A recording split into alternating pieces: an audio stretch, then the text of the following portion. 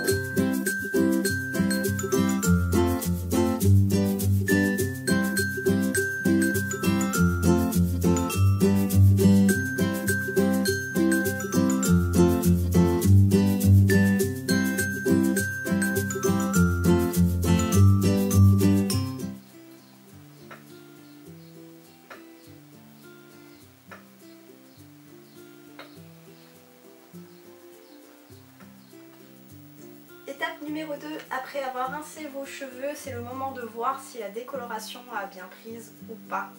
De mon côté, je crois que ça va être un petit peu jaune, donc du coup, vous allez avoir droit à ma petite astuce pour récupérer des cheveux blancs quand après la décoloration ils sont jaunes et pas très jolis. Donc du coup, c'est le moment de voir et puis bah, si jamais, moi j'utilise Mulatto Terre Bleue pour pouvoir aider un petit peu le déjaunissement et vous allez voir que c'est génial. Bon voilà. Ouais, c'est pas aussi blanc que prévu. On va réussir à récupérer tout ça. Je vous montre. Alors après avoir séché vos racines, c'est très important parce que sinon le produit va moins faire effet si c'est encore mouillé. Moi je mélange mon Mulatto avec de l'après-shampoing dedans. Et parce que sinon bah, on utilise un peu trop de produits. Je ne suis pas radine mais quand même. Exagérons pas. Donc je fais mon petit mélange et puis après je vais appliquer sur les racines pour pouvoir en fait enlever tout ce côté jaune. Parce qu'après je peux colorer dessus, il n'y a pas de souci sur cette couleur, mais le problème c'est que comme le reste de mes cheveux est blanc sous la coloration, et bah le jour où ça part entièrement, bah je vais me retrouver encore avec un truc bien sale, genre une bande sale sur mes cheveux, et on va éviter un petit peu ça parce que ça serait un peu débile. Donc voilà, je m'occupe du mélange. Donc une fois le mélange fait, vous avez un beau bleu. Du coup je vais poser en racine pour commencer comme faire avec la décoloration, la coloration avec le pinceau, et après je vais appliquer ça un peu comme un shampoing pour pouvoir en mettre plus facilement. C'est juste pour que sur les parties visibles ce soit vraiment bien appliqué et que ce soit vraiment blanc. Sur les parties qui se voient un peu moins, c'est moins grave si c'est pas blanc. Donc voilà, c'est parti.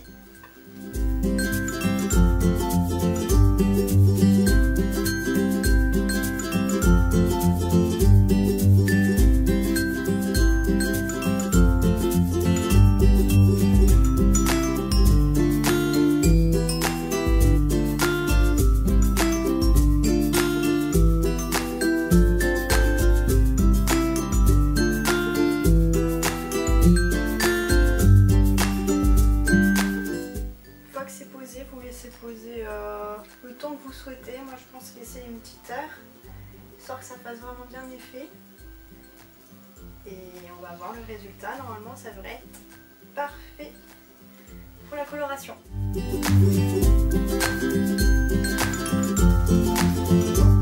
Étape numéro 3, j'ai rincé mes racines après le produit déjaunisseur. Je sais pas si vous allez vous rendre compte, mais c'est presque totalement blanc en même pas une heure, alors que c'était un peu jaune. Donc après vous pouvez gérer plus ou moins bien le temps. Il y a mon chéri qui fait des grimaces derrière, c'est honteux. Donc du coup, je sais plus où j'en étais. Donc oui, du coup vous laissez plus ou moins bien, enfin plus ou moins longtemps selon ce que vous souhaitez. Moi c'est ce qu'il me fallait, donc du coup voilà. J'ai fait le mélange et maintenant du coup vous découvrez la couleur que je vais faire. Donc c'est rose.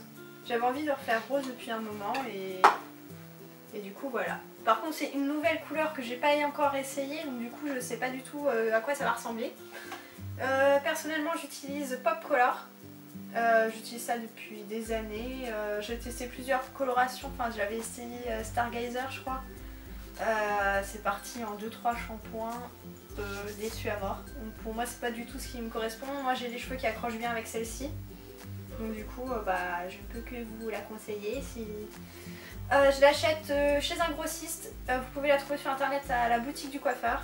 Elle coûte même pas 10 € le tube. Et puis moi je sais que je le mélange avec une fois de plus de l'après-shampoing.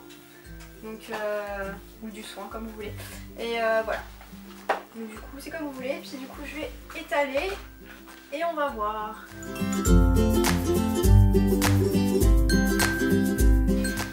Oui, si je mets pas à 5 mètres ça ne va pas aller. Moi c'est conseillé de mettre sur des cheveux humides, mouillés. Je conseille pas du tout, moi ça me va pas, ça me correspond pas du tout. Ça accroche jamais à mes cheveux, j'avais fait ça une fois, c'était immonde. Donc du coup, moi je fais ça sur cheveux légèrement humides pour que ça s'étale mieux et puis après sur cheveux plutôt secs. Tiens, j'ai mal rincé ici. Quelques gogles.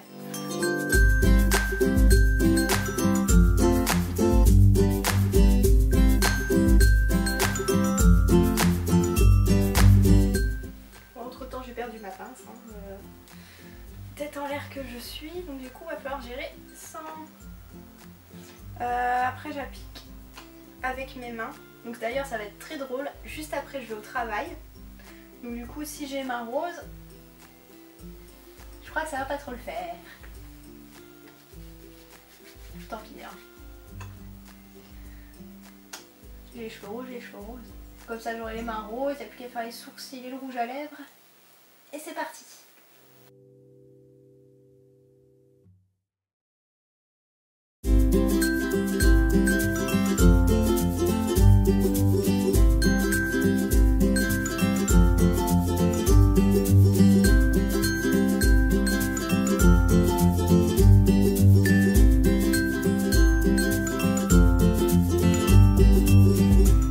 On va attendre une trentaine de minutes. Du coup je vais découvrir le résultat en même temps que vous, en espérant que ça prenne bien et que j'ai pas l'air stupide. Réponse dans 30 minutes hein. Et voilà, après avoir rincé, voici le résultat. Donc comme vous pouvez le voir, comme j'ai dilué le rose, il n'est pas rose. J'ai accentué légèrement les racines. Parce que vaut mieux des racines qui prennent bien plutôt que des racines qui prennent pas du tout. Et voilà le résultat. Après plusieurs heures de travail, on est plutôt content du résultat, non? Donc voilà, je sais pas quoi rajouter, mais je suis contente et rassurée de la couleur. Donc voilà, c'était ma petite vidéo pour vous expliquer comment décolorer les racines, puis tout le reste vu que c'est la même chose, et puis décolorer salon crinière. Voilà, j'espère que cette vidéo vous aura plu et moi je l'ai fait avec plaisir et puis je vous dis à la prochaine fois.